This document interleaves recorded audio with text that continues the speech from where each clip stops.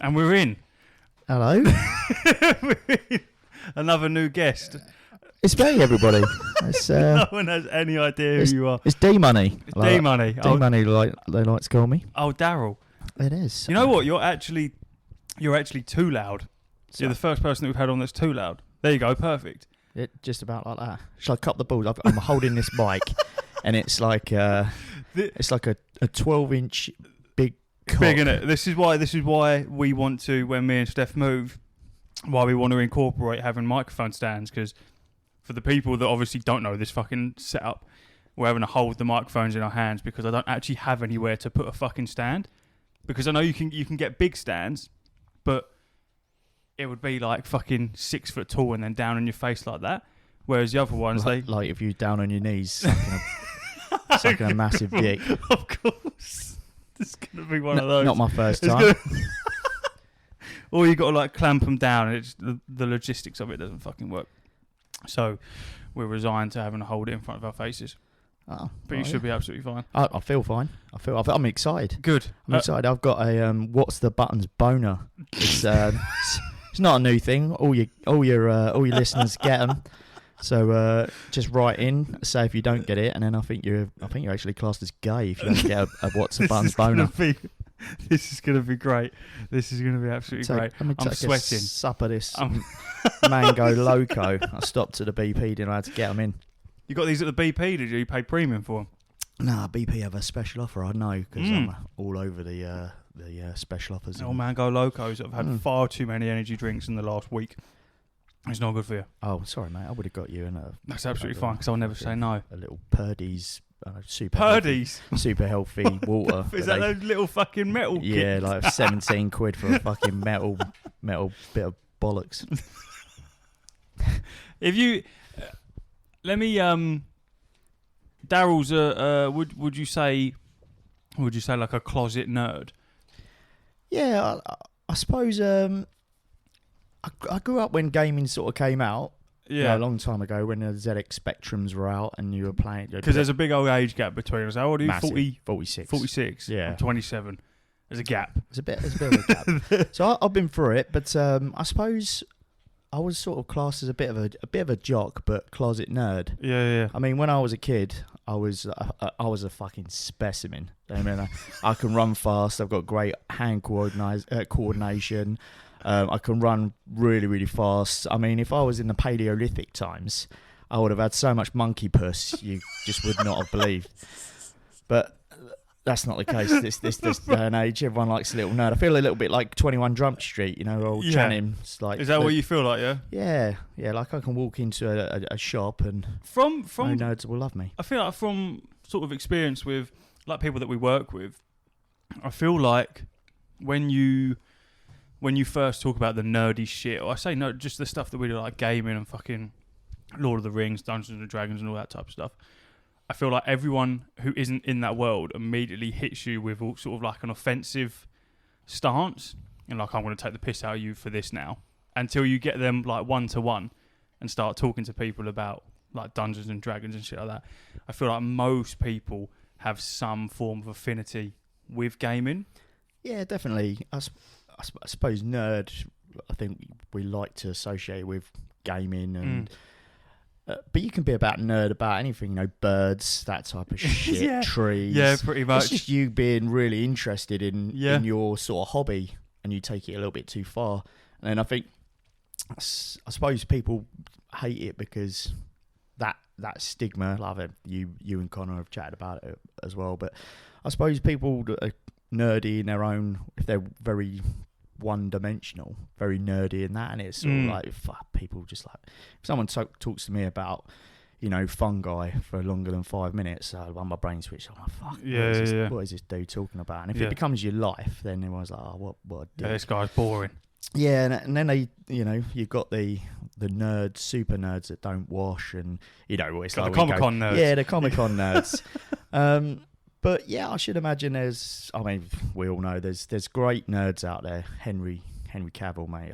Yeah, man. I've now got a Cavill boner. But yeah, there's so many out there. It's just you taking your hobby to an extreme, and Yeah, pretty much, because like we've mentioned it quite a few times on the pod where where gaming's that such a massive industry that I feel like you're hard pressed to live your life without gaming having some kind of effect on you, even whether it be through a series that you're watching or through fucking playing a game on your phone or some shit like that. I feel like at some point in your life, that even down to like Candy Crush, you know what I mean, like proper old lady shit, fucking playing Candy Crush, still gaming. So yeah, it's Darryl's a big old fucking rugby player that plays Dungeons and Dragons with us. And I love it. It's mental, like how you can use your imagination. I suppose if you've got that, I don't know, something about you go in depth, or you immerse yourself in it. You really enjoy it. And yeah, I love it. I mean, you'd be surprised as well, like the amount of guys that I play rugby with that are now, because I came out as a closet nerd, through Pokemon to start with. And there was a couple of lads in my rugby team, and we're into Pokemon as well, and it just needed someone just to go, that's it. Yeah, and then all of a sudden, I said, we're going to play D&D, and now there's a D&D group with some of like about 6-7 rugby lads. And they'd all be great at it. I know we haven't played just yet, but we are aiming to. But it would be fucking brilliant because everyone would just be getting involved with it. They would be, like we're in a tavern, and my first thing is, right, where's the fucking birds? And we need to get nailing this shit. And also, we've got this persuasion sort of stuff that we can roll for, and I'm like, well, let's get free shit. Let's get as much stuff. So you're in there, and you not only that is you can actually, like you were talking about previously, you can imagine it as well. You're in there. And I suppose you draw some of that from things like Lord of the Rings, where they go to the prancing pony and that type. And you look at me, I know it all. So you can get sort of half that imagery from sort of films and bits. It's up to your own brain and your personality to how far you take it and what you want to do. Because pretty sure in Prancing Pony, Frodo didn't ask the wench there if he could get her knockers out and have a little suck on them, try and persuade roll. So yeah, it's one of, like, if you haven't played DD and you listen to this, play it. It's awesome. And don't be afraid to be a nerd, because what you think of might be a jock out there or whatever, actually they're probably secret. They're probably doing lots of stuff online they shouldn't be doing. Like the last D&D session that we played was arguably, in like the last 5 years, the funnest time that I've had fucking playing anything. And it was playing something where I originally went in with the mindset of, I'm not going to be able to do this. I don't have the creativity for it. And yet it was so much fun. It's so much fun. And you kind of almost feel somewhat anxious about the people that you're playing with. And like, do I want to put on a voice? Do I want to do this? Do I want to do that? What if people think I'm a bit weird for doing that, or blah blah blah? But then you quickly realise that I'm sat around a table with with my friends, and we're all playing exactly the same fucking game. Like the voices that you were doing our last session was just fucking fantastic. Absolutely loved it. But I felt like that comfortability of you really getting into the role play allowed everyone else to really delve into the role play as well. And I can see that developing over more and more sessions that we do. It's fun, man. I love it. Yeah, I think it also, I mean, I'm pretty ballsy anyway. I'll go out and I don't mind, doing crazy stuff in the middle of a Witherspoon's pub. But yeah, but we work off each other as well, Like, people set you up for stuff. I had no intention of gobbing on you when you were a down and out. But when you said, I'm a down and out and I'm covering it, I thought, how can I make this worse for him?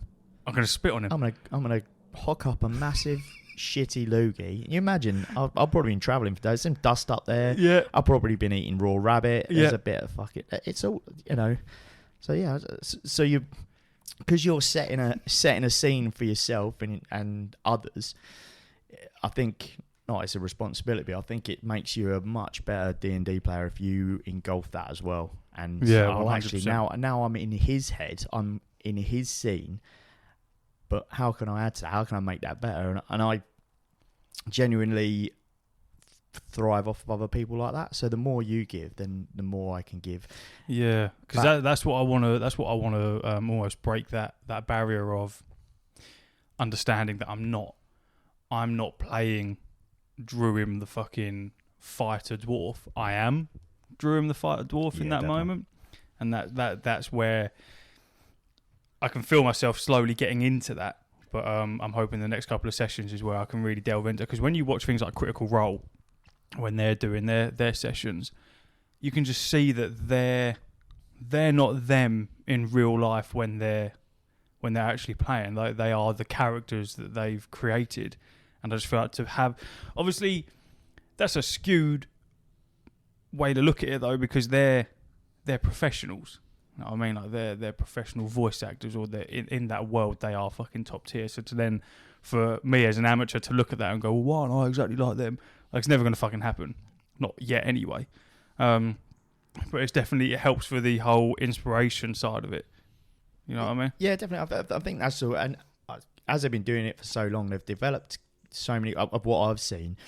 They've developed these characters and they change them, but actually there's sort of micro parts of that old character that's in the new character. So, you know, they're just drawing off of a wealth of their experience. And I can't remember the dungeon master's name that's got the long hair. That name escapes me as well. It's like Zach Penis Head or some shit. Zach Penis. But the way he can just be a dungeon master telling them what to do, and then all of a sudden just jumps into a character of and multiple characters. The last time I saw it, I think he was in a what was it?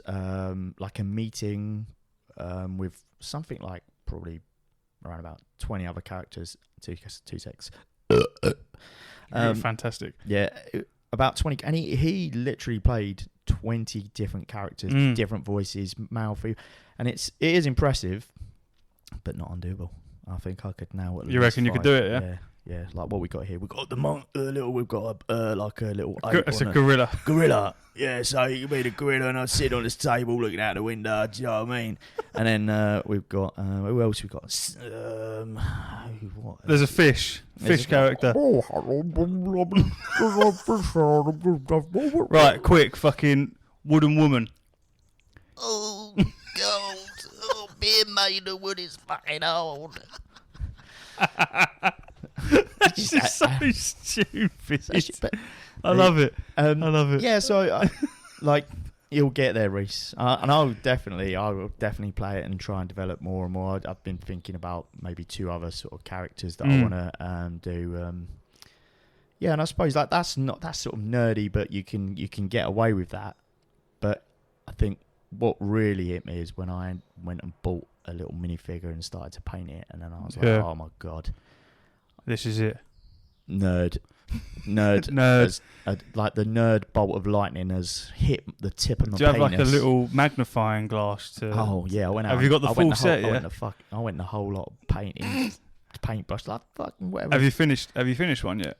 I'm probably about 90% through, but I had that incident where I just spilt fucking paint everywhere, and I just lost my shit. It just went everywhere, and trying to get rid of it is such a fucking pain in the arse. It was everywhere. It was only like a small tin of paint, but I spilled half it, and it managed. I think everywhere. I got some of it under my fucking arsehole or something inside me. It was everywhere, literally all over the floor, all over the. Oh man, what a nightmare. So is that because we're going to be playing D&D in a couple of weeks? Do you reckon it'll be ready by then? Yeah, definitely. I haven't even fucking glued mine together, man. Yeah. I haven't even glued them together. Wow. I'm just... Pull your finger out and... But it's another thing where I just don't know if I would enjoy painting. Because it's so... Like when I was talking to Connor about it, I just know full well I'd probably just go 2 colours. And that's it.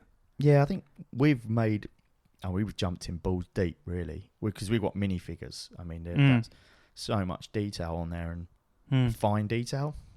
Whereas I think they recommend that you start with like figures that are sort of 5 inches tall and you can work at it. But no, we've got fuck it because tiny. ADHD or whatever was kicked in. We're like, I'm not missing out. I'm gonna have a character and it's gonna be the balls. It's terrible, man. Even like just drawing it away for a second, Pokemon. Fucking hell, what a vice that was for you and me and Ash.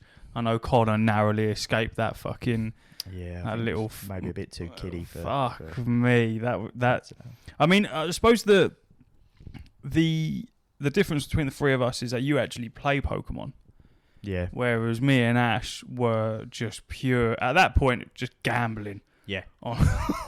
You just thought, fuck, I'm gonna pay out £7 and I'm gonna make $1 million. Yeah. And really, I'm gonna make loads of money and then make app. I mean, all of mine are fucking sat right next to you. My binders and everything. That like, there's some cool shit in there, but I feel like playing competitive card games just isn't in my wheelhouse whatsoever. Yeah, I mean, well, that's how I started, really. Because you got fucked up by a lot of kids. Oh, man. Fucking, and I went all the way to Liverpool for it now. To get my ass handed to me by by children. Like a fucking 10-year-old kid. Yeah, so I started online probably, through Pokemon, not Pokemon Go, whatever. What was it called? That TCG? Yeah, that's it, Pokemon TCG. Yeah. Played it on there. Started to learn a little bit more about it, and again, you just got to dive in there, and it's ever evolving. Again, it changes. There's different sort of characters or sort of different sets to play, but it's constantly evolving. Because you're playing against someone else that could have something that has a weakness for you, and it's like really interesting, really in depth. And I loved it and enjoyed it, but if you don't move it, it's like I can't remember what happened, but I think I changed jobs or something. I just missed the loop for like a month. I missed a release, and then I was fucked. You're behind, and you got to buy a load of new cards. You got to hope you get it. Then you got to go on. You got to build these sets, and you get one set. And I was doing really well online, and actually, like, Liverpool really did help. I went up for the UK Championships in Liverpool with a friend. He done really well. He was insane. Like, we was only in that sort of an amateur class, but he won it. He done really well. He went on to Worlds and tried to win the pro and didn't last too long. Fucking London wiped him out. Yeah. Fair play. Yes. But yeah, I can see the draw with the cards. Like, there's some beautiful cards out there. It's like anything. The art styles are fantastic, man. And as collectors as well, you collect. I mean, you've got multiple stuff around here. Lots of Funko Pops, figures, trinkets. Yeah, it's a fucking collector's wet dream, innit? And yeah, it's definitely a nerd's wet dream. So because we went from collecting the cards. It was first trying to figure out what fucking sets that we wanted, because obviously there's a whole plethora of evolution sets, fucking expansions that you can roll with. And I believe it was Ash that first started doing it, and it was TikTok Live from that nostalgia trading card geezer, and he started buying off of him. And then I feel like that's what fucking fueled us, because he'd open the packs in front of you. You'd fucking buy whatever on his shop, and then he'd open them live. So basically, like gambling, because you have no idea what you're fucking getting, and then he'd send them to you and blah blah blah, and then slowly collecting sets, and then that exhilaration when you pull a really decent card, and you're like, oh my god, I've got fucking like Crown Zenith come out, and it was like one of my first couple of packs, and I pulled one of the what was it called? One of the gold cards. They had like 4 or 5 of them. Yeah. But I can't remember which one I got. I can't remember the name of the Pokemon. But then after that, I was like, yeah, I'm hooked. And then we started rolling into the realms of getting graded cards. And I was like, that's like Funko Pops, and then going into signed Funko Pops. Yeah. Like, I feel like that's like the next fucking level with collecting Pokemon cards. And after that, just buying fucking slabs after slabs after slabs of fucking Pokemon, because they're cool things to have. Yeah. I feel like the act of, here's a trading card game designed for a purpose to be used in a fucking game, but let me encase it in fucking plastic so you can't actually use it as a card. Yeah. You can, but it'd be a ball ache. For some reason, that you've now made me unable to use that for its purpose has made it even more enticing. So in one of those boxes, there's just a row of fucking slabs, and that was like ultimate fucking, because then the people on TikTok Live started doing like mystery packs for slabs and shit. Like spend 50 quid and then you get a fucking slab out of it and you might get a decent one. I was like, oh fucking hell. And I'm pretty sure the first slab I bought, it was meant to be a card worth 40 quid, but the geezer had put the wrong slab in the wrong bag and it was worth like 90 quid. Nice. And I was like, I'm going to make loads of money. Yeah. Never fucking sold any of them though, have I? No. All of this shit here, guys, it's all worth so much money. It's worth fuck all until you try and sell it. Yeah. It's worth nothing. This is all poor investment. Thousands of pounds. But, you know what I mean? but to a nerd, when I walked in, I was like, oh god, fucking hell. Oh my god, look at those little signs, Sarah. You know what I mean? It's so weird that you grow some form of obsession. It's just ornaments, isn't it? Yeah. It's just our version of fucking ornaments. It's no different from your nan collecting fucking ladro or some shit like that. But teacups and shit like you're right, that. man. But yeah, it looks great. Yeah, I totally see where you're coming from with the Pokemon slabs and stuff. I haven't got one, but that's not to say I wouldn't. You know, it's they're cool, man. There's some mega stuff, but I won't just buy. So again, like so, you won't just buy shit just because it's in a slab. It's got to be right, and it's it's got to be, because I feel like that's unique. That's where you start. Is you like you buy a slab, it's graded or whatever, and then once it grabs a hold of you, I feel like that's when you start delving into the stuff that you really want. Yeah. Which is what obviously I started doing with Funko Pops. I was like, right now I've collected a couple of these, got my first signed one. I was like, right, my first signed one was a Gimli, so let's get all of the fucking Lord of the Rings signed ones. And then you realise how rare and expensive they are. You go, right, well that's almost impossible now. Like I think my Elrond, which is down on the bottom row, I think somewhere, that was like 400 and something quid. Shit. And that's fucking ridiculous.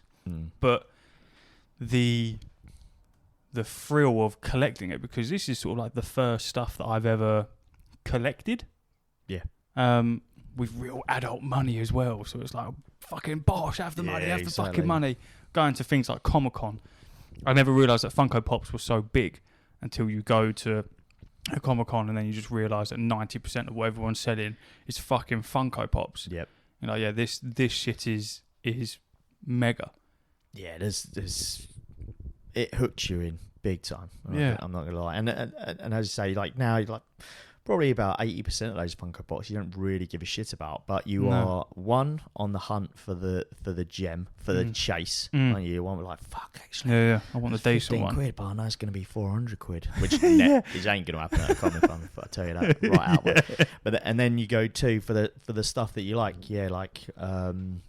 So I've just started watching Power of the Rings, which is maybe get back into the Lord of the Rings. Rings of Power. Yeah, Rings of Power. And now now I'm like, right, well I want signed Lord of the Rings shit. Man. And that's what you would go there for. You like, next time we go, I will be looking for that sort of stuff in particular. And it ain't gonna come cheap, and I know that. But I don't care, because I'm gonna I feel like my money. That adds to almost to the fun of the day.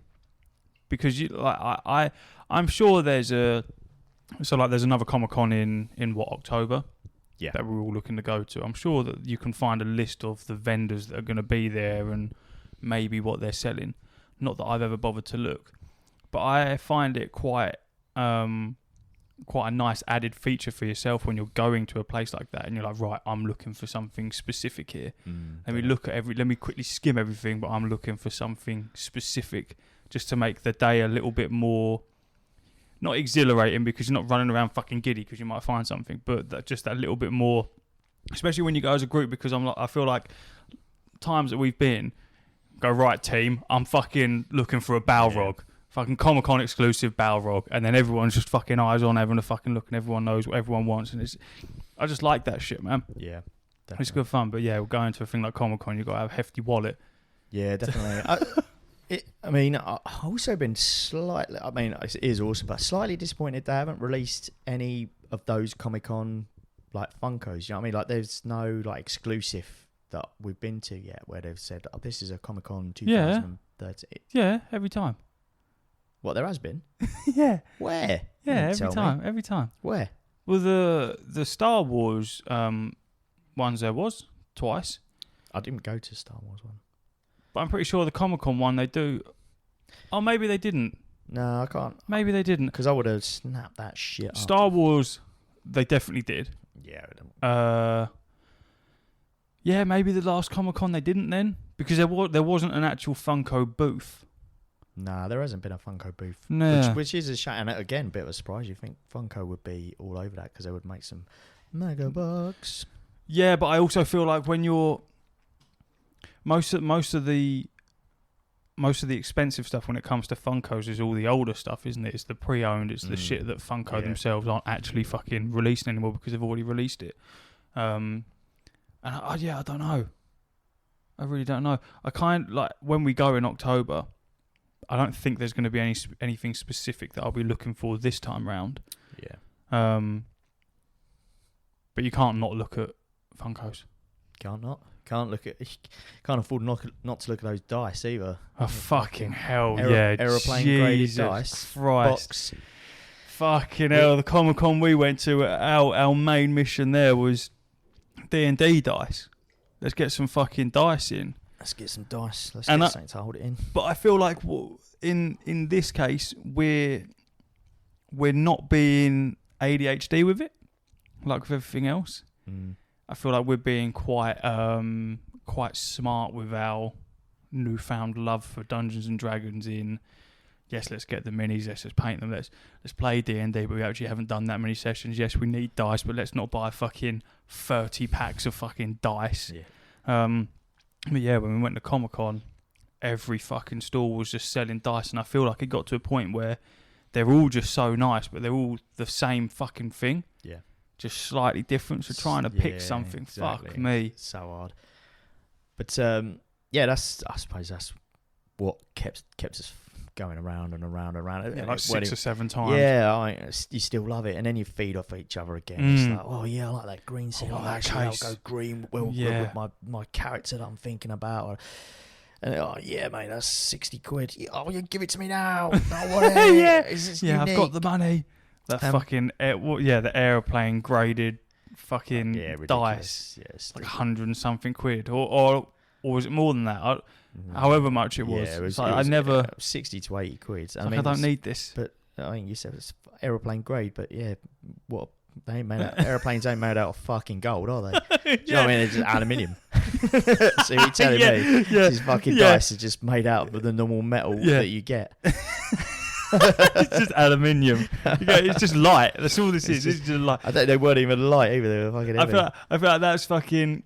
That set of dice is such a scam for however much they cost, because you're like, they will have absolutely no fucking relevance on when you roll, and you ain't sending them the fucking space. No, and even if you do, they'd be absolutely fine. Yeah, I'd pay that money if it was actually from the fucking Challenger 2 shuttle. I'd be like, well, I'll pay that then. Yeah, but, if this come off a bit of it.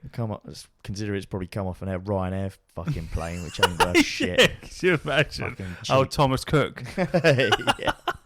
We've got all these planes. What are we going to do? Dice. Make dice. Make them in a dice. Ridiculous amounts of money for it. Fucking hell. So you've been getting into Lord of the Rings, Rings of Power, that world. I'm so jealous of the fact that you get to watch the extended editions of Lord of the Rings for the first time ever. Yeah, it is. If you've not watched the extended versions, get your shit on it, because it makes so much more sense. More sense.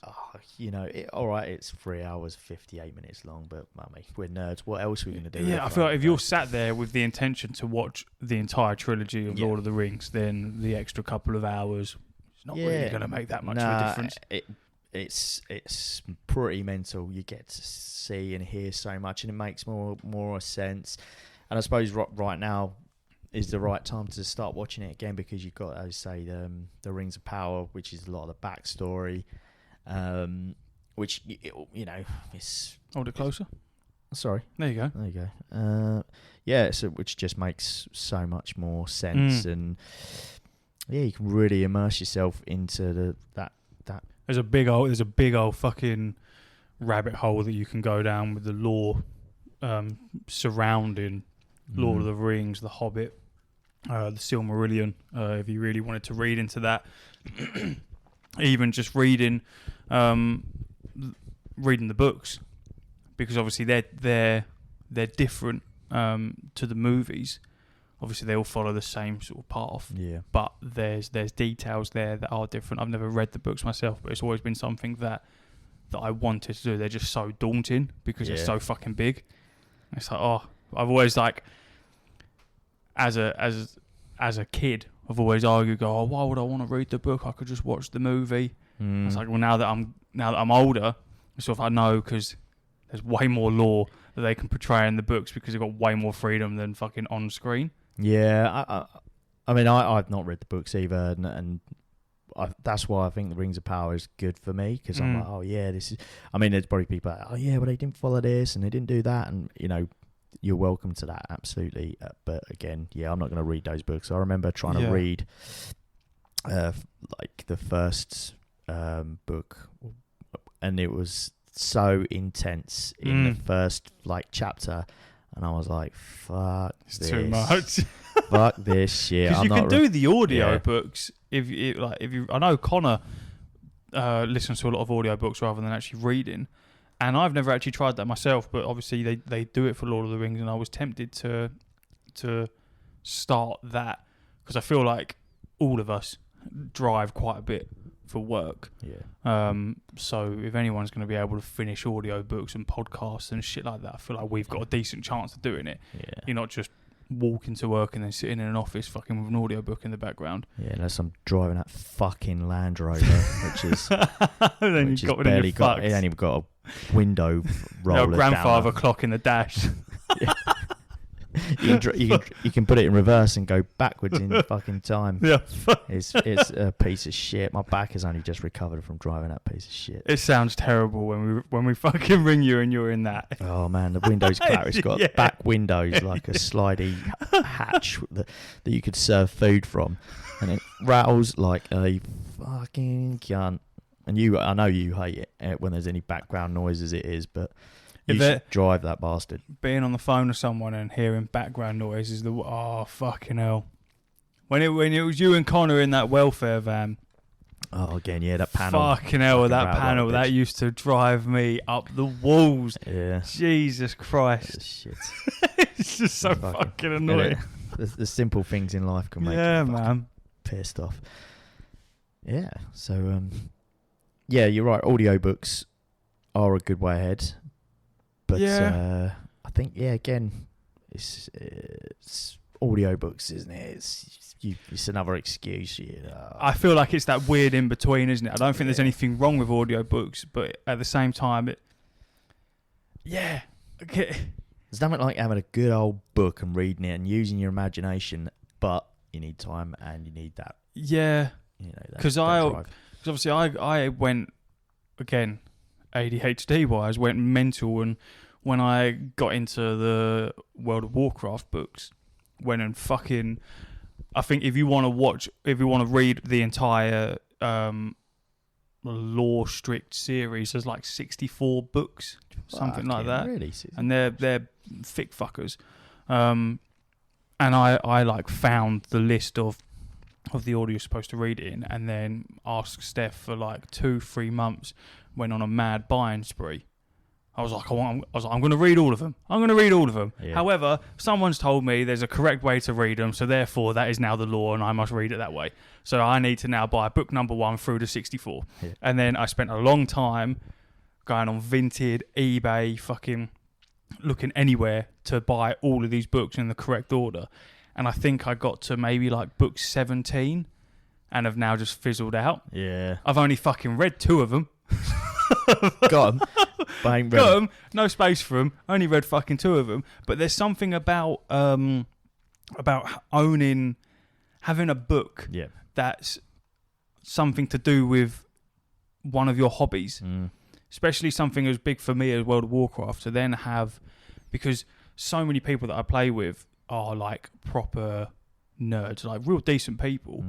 but some of them are so more involved with the inner workings of World of Warcraft than I could ever hope to be, and therefore they're the same with the lore as well.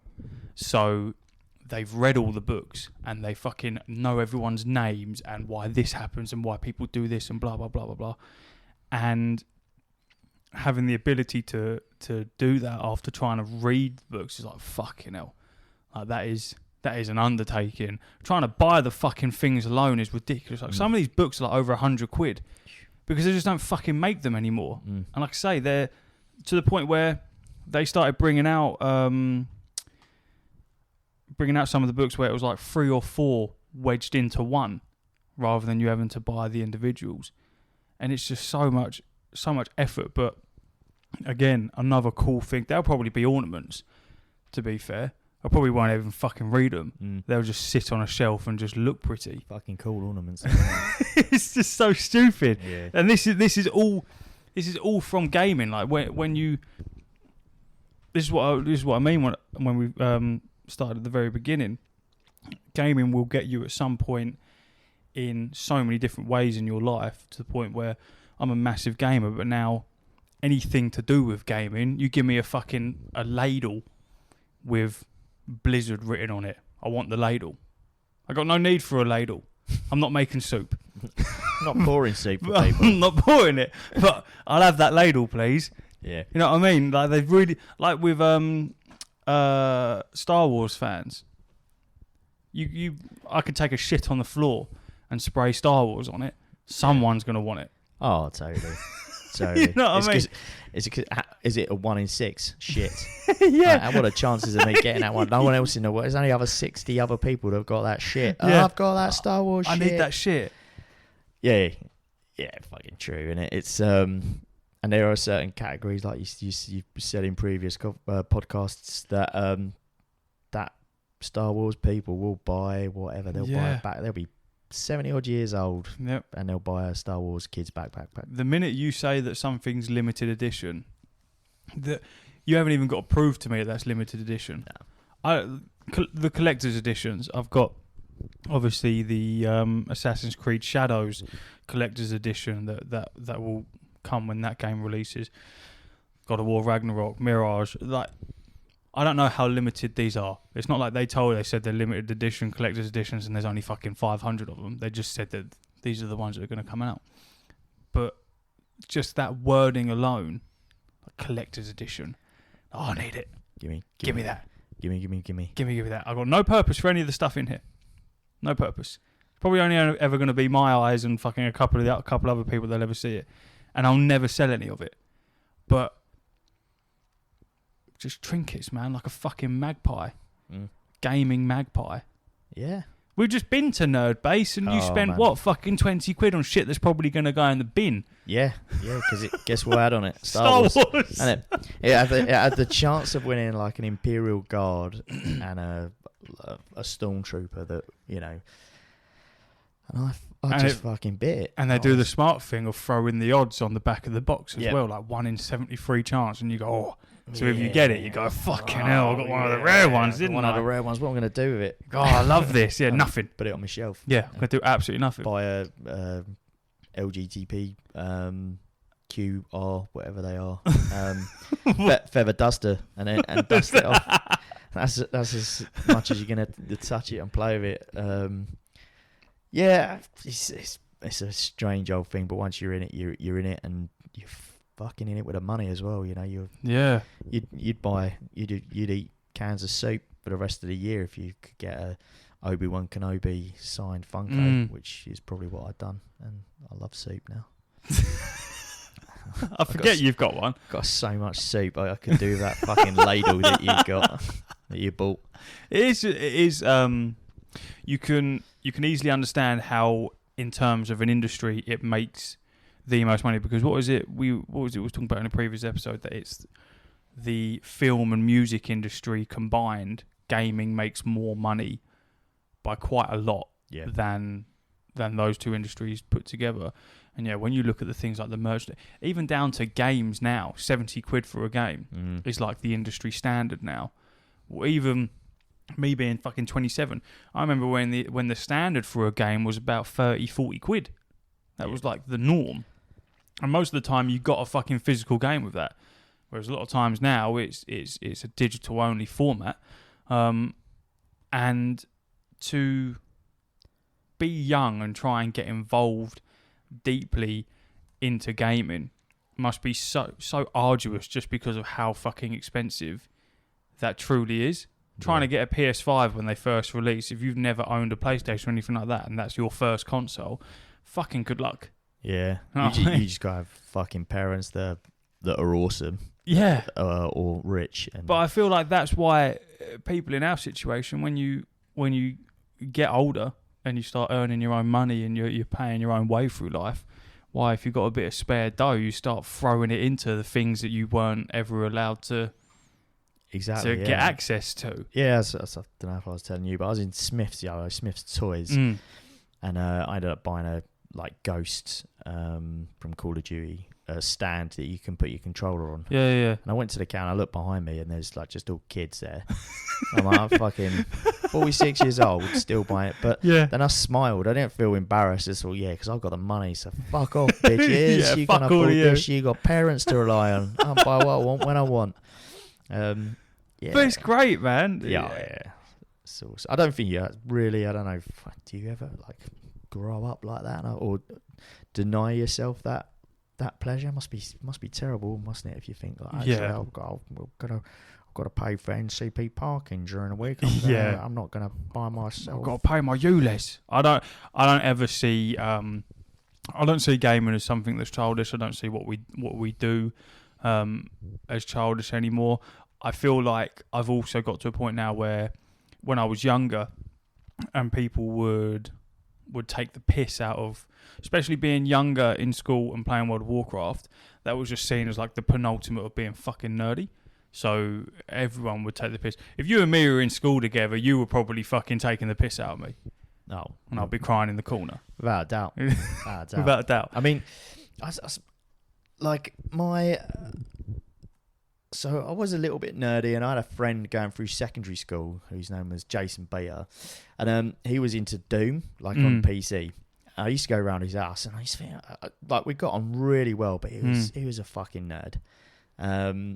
And he was sort of kid. You go around his house to play Doom on PC, and he'd have 3 deaths, and you were only allowed 1. That's just, it was his house, his console. Yeah, his rules. Blah, blah, blah.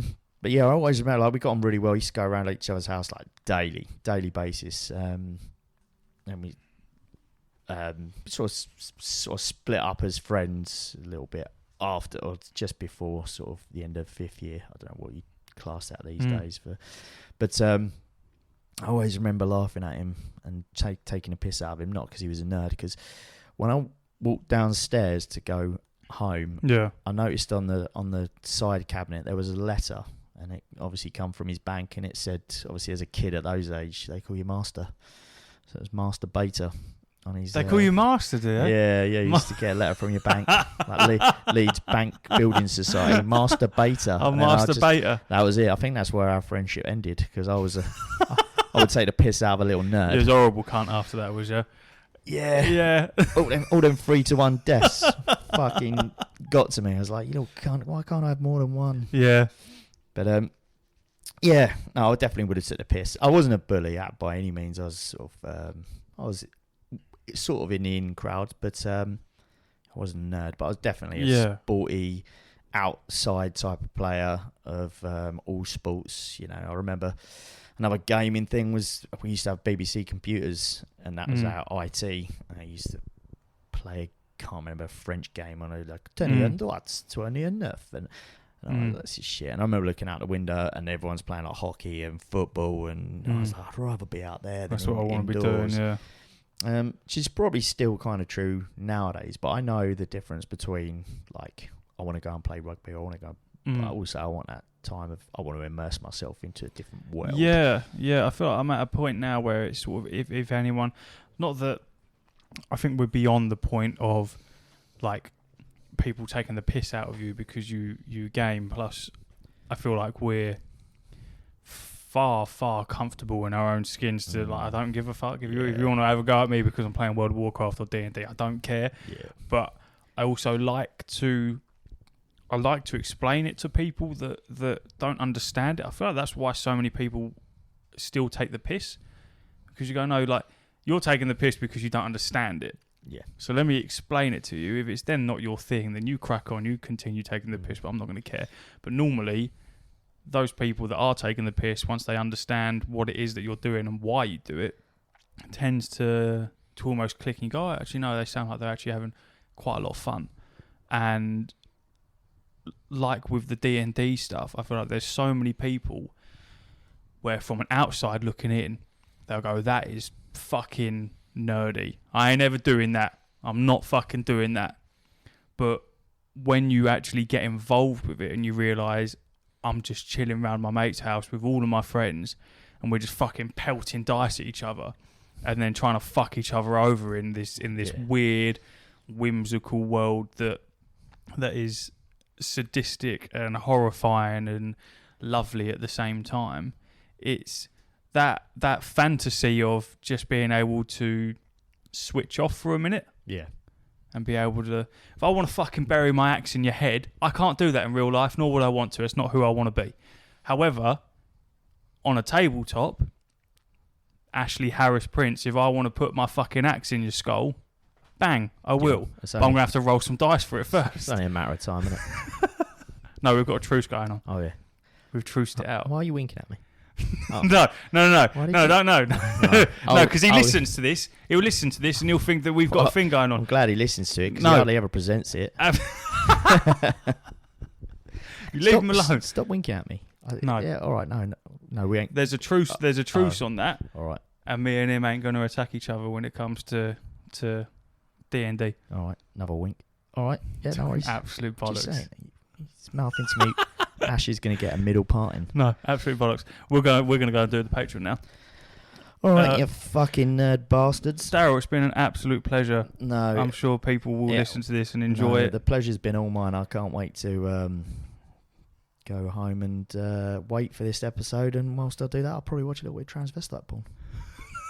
It's a great way to end it. See you later, everyone. Bye-bye.